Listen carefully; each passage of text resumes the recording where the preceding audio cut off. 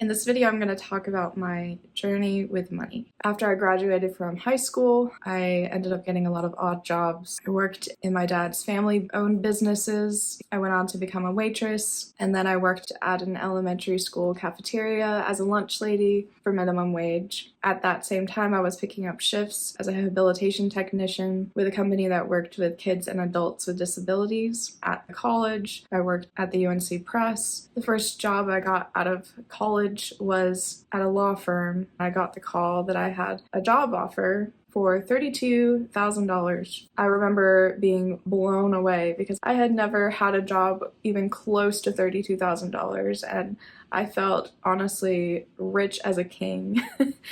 Looking back, I realized that 32K was actually very low at the time that I had been offered it. It was a bit of an outdated salary range for an entry-level position. This was in 2016. And I didn't know any better.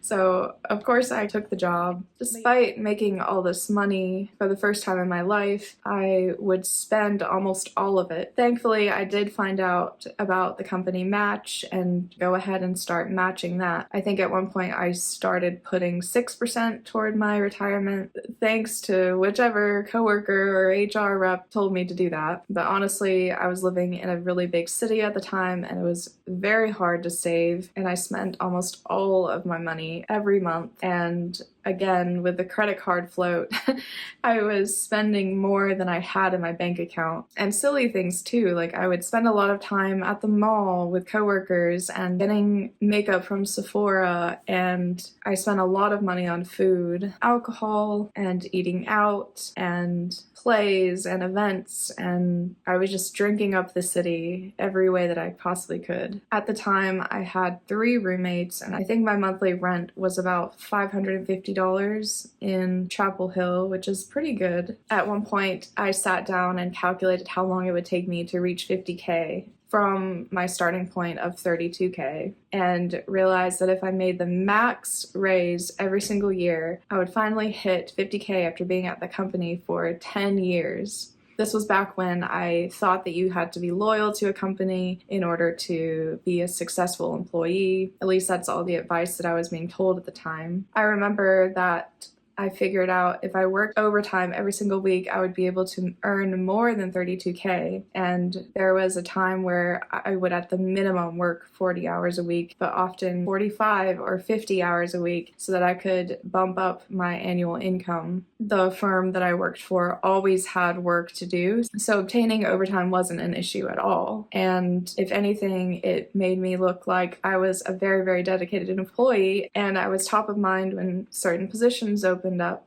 But yeah, I remember financial transparency played a huge role in my financial journey, where I was hired with this coworker who had the exact same degree as I did, a degree in English, from the exact same school, and was hired with the exact same salary on the exact same day. Everything at our starting point was exactly the same. We ended up becoming friends and disclosing our salaries, and at some point a job opened up in her group that she ended up getting promoted to, and she disclosed her new salary, and she disclosed all the details about the job. And so when a similar position opened up in my group, I was prepared and knew exactly how much money I was going to ask for and what to expect from a position. That is the moment that a whole new world opened up to me, where I realized that salaries were negotiable and that the corporate world was a game that you had to play in order to set yourself up for success financially. And a big piece of that success was contingent on financial transparency with coworkers and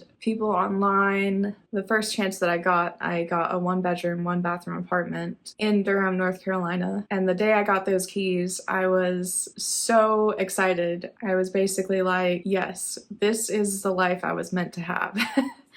Independence, my own job, my own place, and I get to have the final say in my own life. It was like I was born for this life. It was during this time that the pandemic happened. Thankfully, I had my own apartment, so it wasn't really an issue for me to isolate myself. As soon as the shutdown happened in North Carolina, I checked all my financial accounts and I remember thinking, I need to get these amounts up. I need to save more money. And right then I pulled out my smartphone and Googled how to earn extra money fast and clicked on this video by the Debt Free Millennials channel entitled How to Earn an Extra $1,000 or something similar to that. And that's really when I started going down the rabbit hole that is personal finance.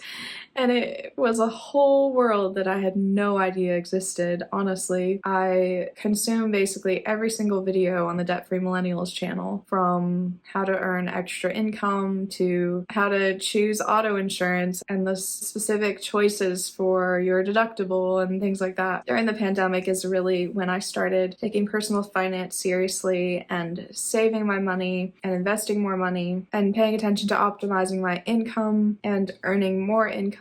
All this time I was still working on weekends and after hours for the habilitation technician job that I had gotten way back before college. And I would pick up shifts working with kids or adults with disabilities. And at one point my pay was about $17 an hour with that company. So I was able to make a pretty good income, somewhere around $1,000 extra a month with that part-time job. And I also started paying closer attention to expenses and bringing in extra income like bank bonuses and credit card bonuses, as well as all the cash apps and credit card bonus points and credit card reward points. I tried to stay on top of medical claim reimbursements and any sort of credits through insurance. From there, I really branched out into most of the most popular personal finance YouTubers, and that's when I really started learning about investing, and it blew my mind.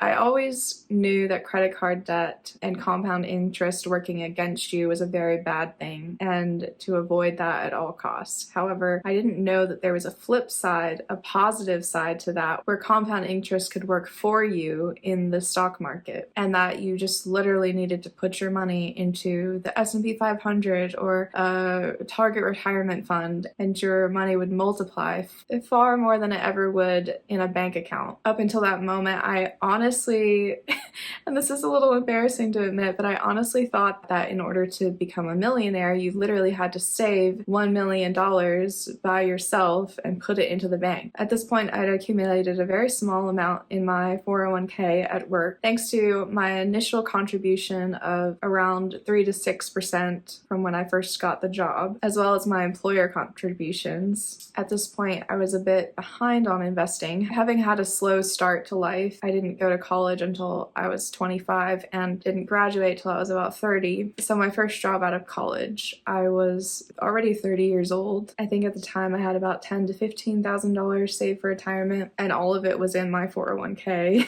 At the end of 2020, I got engaged and started saving like crazy for another big financial goal, which was a wedding. And boy, was our wedding expensive.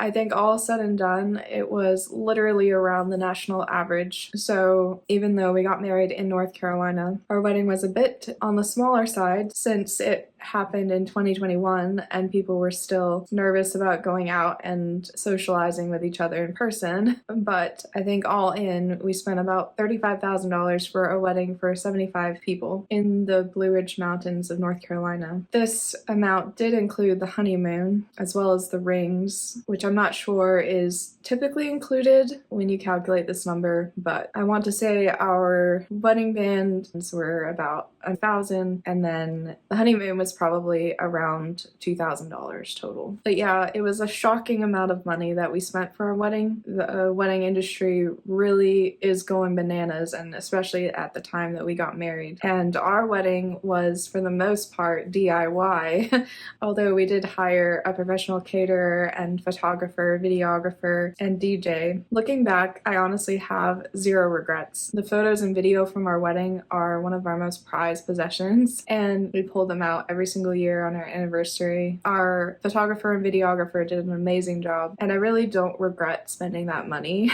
on our perfect day, even though it was a gigantic financial goal right at the start of my financial journey and a huge goal to meet as a couple together. But thankfully, we were able to pay for the wedding. We did get help from a couple family members, which covered maybe $4,000 to $5,000 of that amount. So that was very fortunate. So at the end of all that, we were lucky to be able to pay for the wedding in full and not roll over any wedding debt into our marriage. So we were married at the end of 2021, and we really didn't start budgeting together as a couple until 2022. The very first goal that we set was to pay off my husband's car.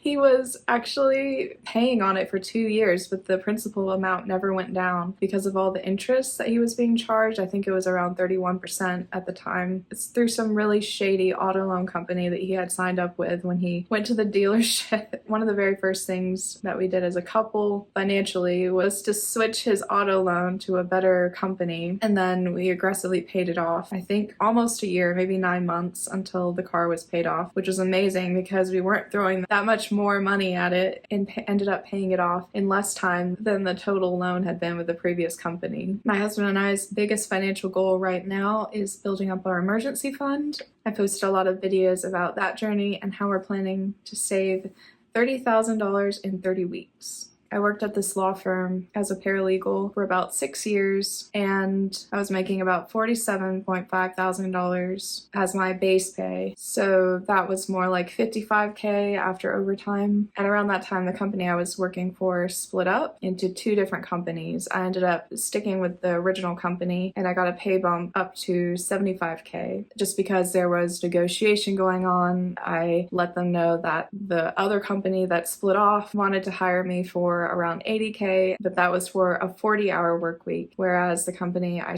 ended up staying with offered me a $75K annual salary, which was based on a 37.5-hour work week. So I ended up staying with the original company for $75K. Over the next year or so, I worked up to about $85K. However, the company that I had stayed with was getting very unstable, and I applied to other jobs because I could see the writing on the wall. I ended up getting a similar remote position at a firm located in Boston and negotiated a salary of $95K. So I added it up, and I think my highest earning year, which was last year, 2025, was $123,000. But that includes everything: my full-time job, the side hustles, and any bonuses, credit card points, credit card bonuses, bank bonuses, selling stuff on Facebook Marketplace, things like that. Around this time, I started following personal finance creators like Personal Finance with Layla, Debt Over It, The Money Guys, and Money with Katie. And these creators really transformed my view of personal finances and turned it into more of a growth mindset than a scarcity mindset. So I started learning a lot more about investing and growing your money. I also started learning more about the social, political, economic parts of money and had a lot of the scales fall off of my eyes, really delving into a lot of the politics of money. I'm speaking specifically about the Money with Katie show, which you need to immediately go and listen to because almost every episode is amazing. She's an investigative journalist, and the podcast is so entertaining. And even though she's on a sabbatical right now,